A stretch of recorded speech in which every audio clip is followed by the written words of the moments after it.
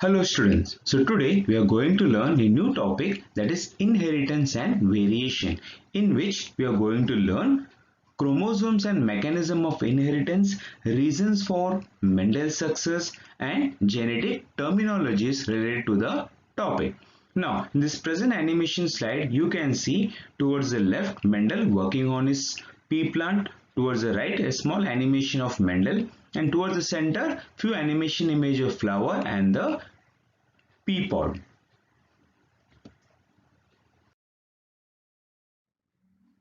Further, we learn little bit about Gregor Mendel. Who is Gregor Mendel? Mendel was born in 1822 in Austria. His father was a peasant farmer, tenanted to a local aristocrat who was very interested in scientific crop improvement. So his father was also working with various crops. The family was very poor. Mendel's early education was with local priest and teacher, showed considerable academic capability, and so was sent to a larger town with more opportunities. Financial problems plagued him, affecting his health, so Mendel decided to enter monastery as a means of support. So since his family was poor, his education was done with the local priest and teacher. As his academic was very good in learning, so he was sent to town for more opportunities, but he had his health problems and financial problems, so he decided to join monastery for support, so as a preaching and teaching. Further, the technique, the parental generation given as P, where here you can see stamens and carpel, the stamens are removed, that is termed as anthesis, removal of anther before it gets mature, so termed as anthesis, or as we use the term emasculation. Here you can see pollen grains containing the male gametes.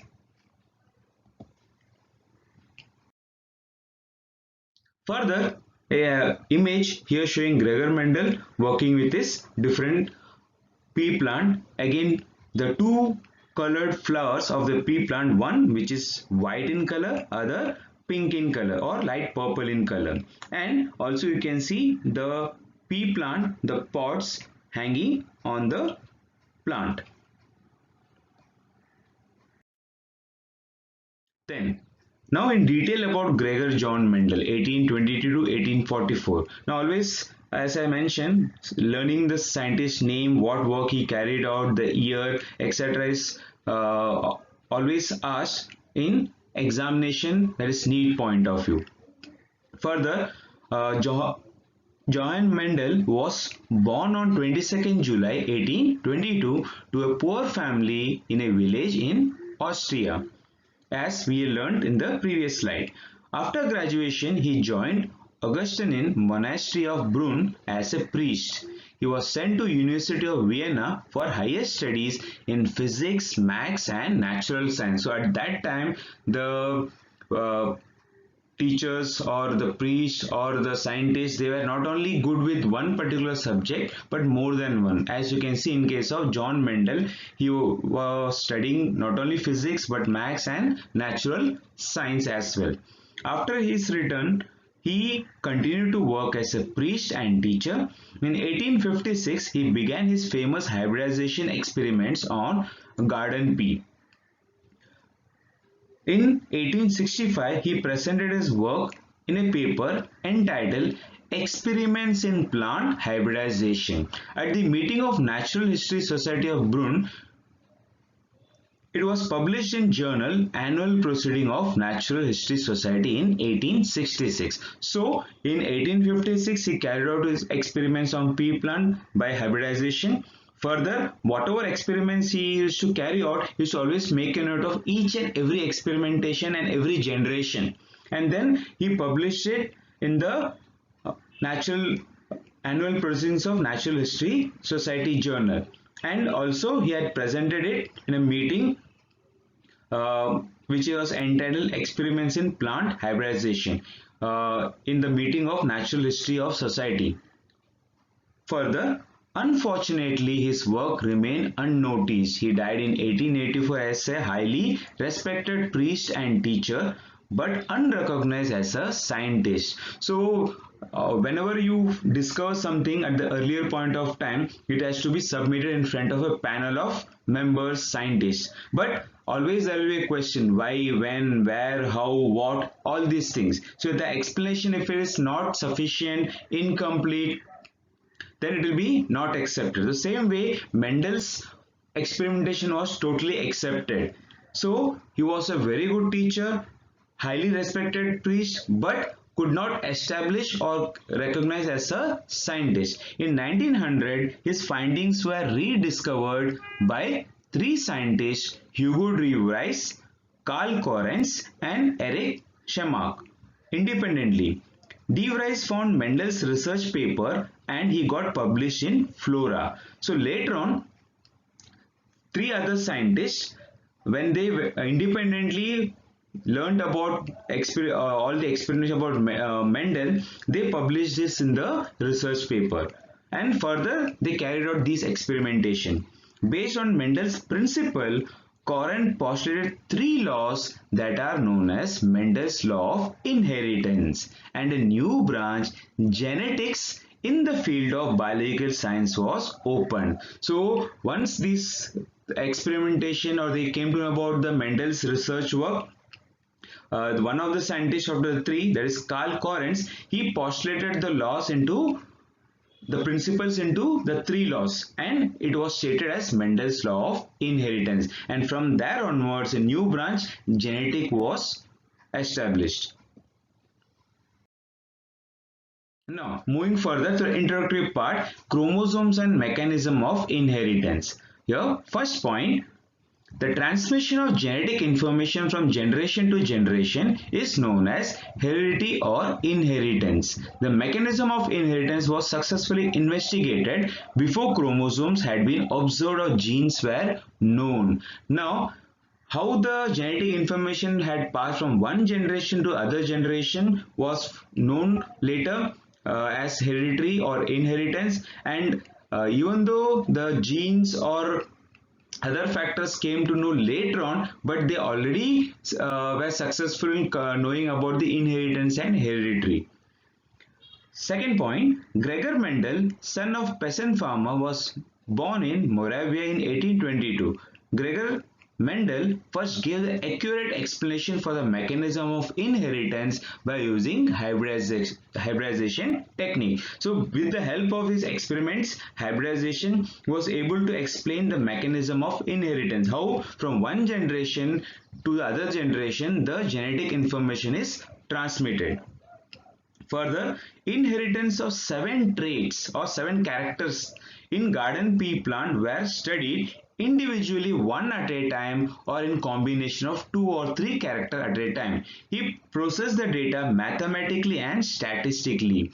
Now, he took all the experimentation individually with a single character or 2 or 3 characters at a time, and there were 7 traits which were present in garden pea plant, and each and every experimentation, every generation, he should take a note mathematically and statistically. Further, Mendel postulated the principle of heredity, which then became the fundamental laws of heredity as proposed by Correns. So as we learned earlier, the three scientists, one of which Karl Correns, he put the principles as laws. He visualized that traits as such are not inherited physically, but by something present inside the gametic cell. To this something, he coined the term factors that are responsible for expression of particular trait or character. He proposed that factors are particular in nature. So once they learned that there is a transmission of genetic information, but they did not know what is that which helps in carrying out the transmission. They found that it was not the physical character but something internal or genetic. So they coined the term as factor. The Mendel's factor are now termed as genes. Then later on, as they came to know, these factors are nothing but genes which carries the information from one generation to the other generation. These factors occur in pairs in the parents and segregate from each other during gamete formation without blending or mixing. So what they found, the characteristics are passed from parents to the offspring. without mixing or blending. They segregate, that is they separate from each other during gamete formation. Now, here I put something interesting. Mendel's periodic table, not periodic, periodic table. It is something which you learn in chemistry, the periodic table, right from the first element, that is hydrogen, which goes until 104 or 109. But here it is postulated in the way to learn about the pea plant, different characteristics. So towards the upper part, you can see the 7 traits which is given here: the round or wrinkle shape, the yellow or green color, purple or white colored flower, then inflated pod or flat shape of the pod, that is the fruit part, then green or yellow colored color of the pod plant, then the positioning of the flower, that is whether it is maybe axial part or at the lower part, then the height of the plant, long or short, and based on this they put the characteristic into a form of periodic table to understand the shape, whether it is wrinkled or you can see over here plain, or the color green or yellow color, that is shape of the pod, fruit, etc. So it's beautifully put up in the periodic table as periodic table. Okay, so just added to create or know the interesting factors over here. Coming to the next part, there is 7 traits of contrasting or 7 pairs of contrasting visible characteristic in pea plant, scientifically called as Pisum sativum, that is solving a genetic mystery. So pea plant traits. Now we can see here 7 traits, the dominant and the recessive one. Dominant, the one which is seen in the present generation; recessive, which is present but not seen. Now these terms we are learning in the further slides. So what are the 7 traits? Seed shape, round, wrinkled; seed color, yellow, green; pod shape, inflated, constricted; pod color, green, yellow; flower color, purple, white; flower location, axial, terminal; plant size, tall and dwarf. So the upper part are all dominant traits, whereas the lower one, the recessive traits. Further, reasons for Mendel's success. His experiments were carefully planned and involved large sample. He carefully recorded the number of plants of each type and expressed his results as ratios. Now, Mendel carried out experiment, planned very well, and whatever results were there, he used to make a record of it, as we learned earlier, mathematically and statistically.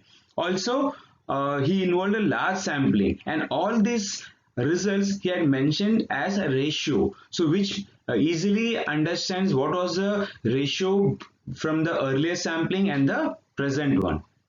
Further, in the pea plant, contrasting character can easily be recognized. So it was visible and easily recognized. 7 different traits in a pea plant were controlled by single factor. So one particular factor controls 7 characteristics which we just learned in the earlier slide. He introduced the concept of dominance and recessiveness. Again, we learned the 7 traits, the dominant one as well as the recessive one. Dominant, one which is seen in the present generation or the offspring, and the recessive one, one which is present but not seen, which these terms we are going to learn further. Then, genetic terminologies. So now we come across all the terms which are important related with the particular part. First, character. It is a special feature of an organism. Example, height of stem. Now, character has given height. It can be short or long. Second, trait. An inherited character and its detectable variant. So, as mentioned, tall or dwarf. Factor. It is a unit of heredity, a particle present in the organism for which is responsible for the inheritance and expression of a character. Factor is passed from one generation to the next through gametes. Factor determines a genetical that is character of an organism. Now here as factor which was earlier not known, which is the genes, was a unit of heredity until it was found and considered as the gene or put up as the gene. Next, gene, it is a particular segment of DNA which is responsible for inheritance and expression of that character. Next, alleles or allelomorph. The two or more alternative forms of given gene or the factor are called alleles of each other. So this term allele or allelomorph is what? Two or more alternative forms of a gene. They occupy identical loci, that is position on the homologous chromosome. So alleles is a short form of allelomorph. Clear?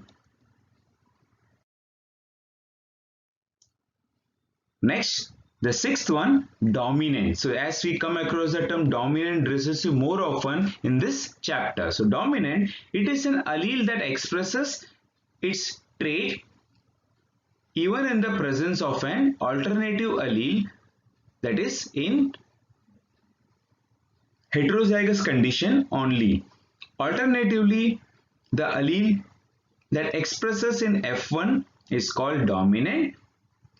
It is an allele of pair that masks the expression of other allele in the F1 generation. What does that mean? As I mentioned, out of the two traits, either the color, yellow or green, or height, tall or dwarf, whichever is dominant is expressed or seen in the present generation, and it overcomes the other factor or other character. So the other one is not expressed, whereas the dominant one is seen or expressed. Next, recessive. This allele is not expressed in presence of an alternative allele in heterozygous condition. It expresses only in presence of another identical allele. It is expresses only in presence of another identical allele. It is an allele that does not express in F1 hybrid. Now as simple means recessive which is not expressed or not seen. It is present and identical or it is expressed when an identical allele is present. Otherwise it is not expressed in the F1 generation. Next, phenotype. The external appearance of an individual for any trait is called phenotype. For that trait, it is observable and is determined by different combination of alleles. Example, in pea plant, for height of a stem, tall and dwarf are the two phenotypes. Tall is determined by capital T or capital T small t, which is hybrid, but since T is dominant, it is a dominant phenotype, and dwarf purely by small t. Next, genotype. Genetic constitution or genetic makeup of an organism with respect to a particular trait. It is represented of the genetic constitution of an individual with respect to a single character or a set of character. Example, again, if we take the similar example, P, tall plants can have genotype TT or capital T small t, as we see in case of phenotype. As also mentioned, the capital T small t is for hybrid one, which is considered as a hybrid in genotype, and dwarf, which is small t.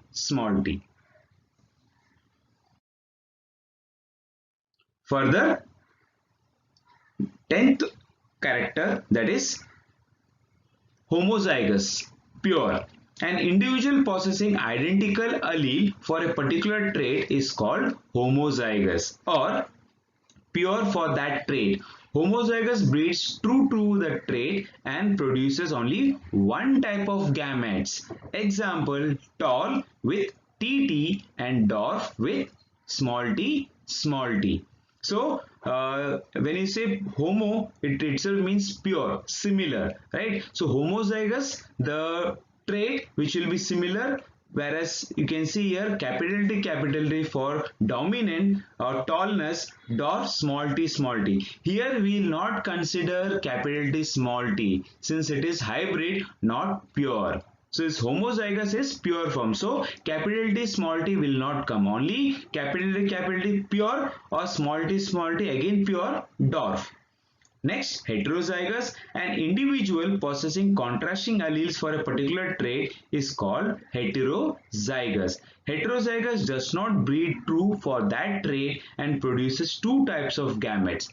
Example, F1 generation capital T small t, it is also called as hybrid. So in case of capital T small t, where when you consider which type of phenotype, it will be capital T or that is dominant, but it is a heterozygous. The term hetero means different. So the two different form, that is hybrid form, which is from capital T small t, which is considered hybrid, but in case of phenotypic it is dominant for tallness. Further, pure line, an individual or a group of individual or population that is homozygous or true for one or more traits constitutes pure line, that is plant which breeds true for a particular character. It is descendant of a single homozygous parent produced after self-fertilization. So as we use the term pure line itself means it is formed from the homozygous parent, means from the homozygous pure, if it is capital T or small t, again the generation formed is on the same line or the descendant of the same parent. Then monohybrid. It is a heterozygous for one trait and produced in a cross between two pure plants differing in single pair of contrasting character. Example, hybrid tall produced in a cross between pure tall and dwarf parents. It is a heterozygote for a single pair of alleles. Now, as monohybrid, mono means single. So here we consider single trait. So it is hybrid tall which is produced in a cross between pure tall and dwarf. So where we consider one particular trait, it is termed as monohybrid. Moving further, F1 generation. It refers to the first filial generation. It consists of all the offspring produced from a parental cross. Alternatively, it is the first generation from a given mating between pure parent having contrasting characters. Here, it is the first filial generation. Means after crossing of the parent, the first offspring which is formed is the first filial generation. F2 generation, the second generation or the progeny produced by selfing or inbreeding of the F1 offspring is called second filial generation. Example, progeny produced from a cross between two F1 individual. Example, capital T small t, capital T small t. So as we saw in the F1 generation, after crossing capital T and small t, we get a hybrid one capital T small t in the F2 generation, F1 generation. F2 generation again we get after crossing from the F2 generation. The progeny produced after crossing between F1 generation in the F2 generation is capital T small t, capital T small t. Next, Punnett square or checkers method. It is a probability table representing different permutation and combination of fertilization between gametes of the opposite mating types. In short, it is a diagrammatic representation of a particular cross to predict the progeny of a cross. Now this Punnett square or checkers method helps us to give a understand about the progeny, what is the combinations and different method or to represent the progeny, as we here using the term permutation and combination, or you can see the probability of the offspring formed. Next, homologous chromosome. The morphologically, genetically and structurally essential identical chromosomes present in a diploid cell are called homologous chromosome. Such chromosomes synapse during meiosis. Now here again the term homologous which is morphologically, genetically, structurally identical. Why it is identical? As we use the term homologous means similar, same, right? So it is always identical in all prospects. Such chromosomes synapse during meiosis. Synapse, that is, we can say the crossing over which takes place during the meiosis stage. That is in prophase, after the or during the Pachytene stage.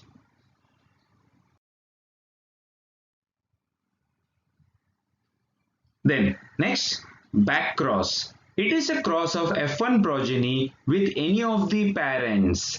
Example, F1 tall or pure tall, F1 tall into pure dwarf. Capital T small t, capital T capital T or small t small t. So from the term back cross or from the example, it is very clear the crossing over takes place from the F1 tall, which is pure, or the pure dwarf one, that is capital T small t, which is homologous, we can get homozygous, which is crossed over with the hybrid one formed in the F1 generation. So the hybrid capital T small t crossing with either the dominant, the capital T or the recessive small t. Next, test cross. It is a cross of F1 progeny with homozygous recessive parent. Now when you talk about recessive, the one which is not seen, that is a small t. Example, F1 tall into pure dwarf, capital T into small t. It is used to test the homozygous, heterozygous nature of the hybrid. It is a kind of back cross. So in back cross, what we saw, F1 you can cross with either dominant or recessive, but in test cross it is only and only with the recessive one, that's small t. So that is why it is a back cross, but the back cross cannot be test cross. The test cross can be a back cross because one of the part is crossing over with the recessive traits. Okay, next, phenotypic ratio. It is the ratio of offspring produced in F2 and subsequent generation with respect to their physical appearance, that is external appearance. So as we learned earlier, the in monohybrid cross or Punnett square, out of the 4 usually we come across one pure tall, one pure dwarf and 2 hybrid ones, but the hybrid ones are always dominant tall. So 3 tall, 1 dwarf in phenotypic ratio, that is external feature in F2. So phenotypic ratio in monohybrid cross. Now genotypic ratio, it is a ratio of offspring produced in the F2 and subsequent generation with respect to the genetic makeup. Now when we talk about genetic makeup, then all the factors are segregated, separated, like 1 capital T tall, 2 capital T small t, there is a hybrid ones, and 1 small t which is a recessive one in the F2 generation. Only in case of phenotypic, these 2 we consider tall, so this 2 plus 1 3, it is 3:1 in phenotypic, but in genotypic all are segregated individually. So this is genotypic ratio in monohybrid cross. So here just an animation image of the pea plant in the pot. And second, you can see various combinations which we will be learning in the dihybrid cross, that is capital R, capital Y, and so on, various combinations. So this helps to understand us in a much easier way the various permutation and combinations. Now just a simple animation you can see from right side. Homozygous, small t, small y, capital Y. So this particular animation, a cartoon animation we can say in particular, shows what is homozygous, what is heterozygous. Homozygous, as we can see here, small y, capital Y, but heterozygous, capital Y and small y. So that helps us to differentiate. Now here I just added another animation to show what is monohybrid. So it is very simple understanding. We can see here the capital Y, capital Y, small y, which when cross over, there's F1 hybrid crossing over in the monohybrid, we get the capital Y over here, capital Y, small y, capital Y, small y, and here small y. So 1:2:1 ratio. This is how the monohybrid ratio is formed. That is in phenotypic 3 pure 1 dwarf, or in genotypic 1 pure tall, 2 hybrid ones, and 1 the dwarf recessive trait, that is small y. Clear? And then here I showed again with the chart format the parental generation, capital T, small t, crossing over you get capital T, small t, which is the hybrid one. So here you can see capital T, small t, capital T, small t in the F1 generation, the genotypic and the phenotypic. In the F2 generation, when capital T, small t and capital T crossed over, we can see a checker method which I showed over here. Then you get capital T, dominant one, capital T, small t, the hybrid one, and one capital small t, the recessive trait. So in both way, the chart format as well as the monohybrid checkers method, you can see what ratio we are getting is the same. Clear? Now the assignment questions based on what we are learned today. Clear? So whatever things are there which helps us to learn in a better way with the animation and images. So remaining 3 topics which I covered in 3 different videos which I'll upload it later. So thank you all of you.